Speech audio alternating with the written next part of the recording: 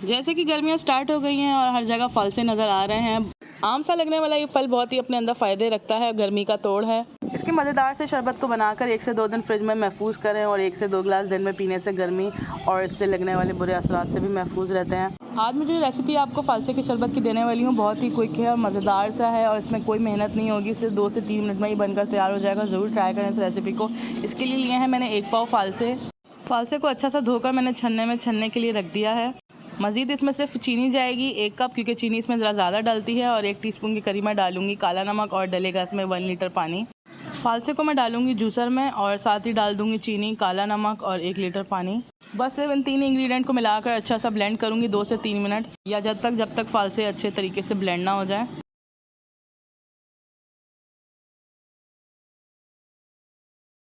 फालसा बहुत ही अच्छा सा ब्लेंड हो गया है। इसको मैं एक स्ट्रेनर की मदद से छानूंगी। किसी भी बड़े प्याले में ले लें या छोटी स्टील की देचकी ले सकते हैं। उसमें सारा फालसे वाला मिक्सचर पलट देना है और इसके गूदे को अच्छी तरीके से चमचे की मदद से या हाथ की मदद से भी आप अच्छा तरीके से इसे छान सकते हैं। ऊपर से डालेंगे 1 से 1.5 गिलास पानी या जितनी भी ज़रूरत पड़ेगी, ताकि जो गूदा भी निकल जाए थोड़ा सा और सारा सा रस भी निकल जाएगा इसका अच्छे तरीके से। ये शरबत जितना ही पतला होगा उतना ही सेहतमंद होगा, तो इसको पतला रखिएगा। बस आप भी इसी तरीके से यही स्टेप फॉलो किएगा।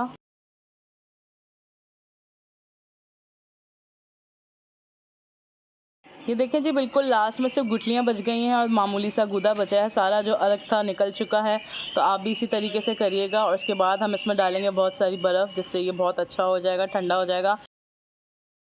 मैं तो इसको बॉटल में भरकर रख देती हूँ फ्रिज में 1 से 2 दिन। ये आराम से चल जाता है। जैसे ही बच्चे स्कूल से आते हैं या बाहर से कोई भी गर्मी में आए तो उसको ठंडा ठंडा शरबत पेश करें तो बहुत ही रिफ़्रेशिंग और अच्छा होगा। ज़रूर ट्राई कीजिएगा इस रेसिपी को और अपना फीडबैक भी दीजिएगा कमेंट सेक्शन में। जाते जाते मेरे चैनल को सब्सक्राइब और वीडियोज़ को लाइक करना ना भूलिएगा। Thanks for watching. Next recipe तक के लिए मुझे दें इजाज़त। अल्लाह हाफ़िज़।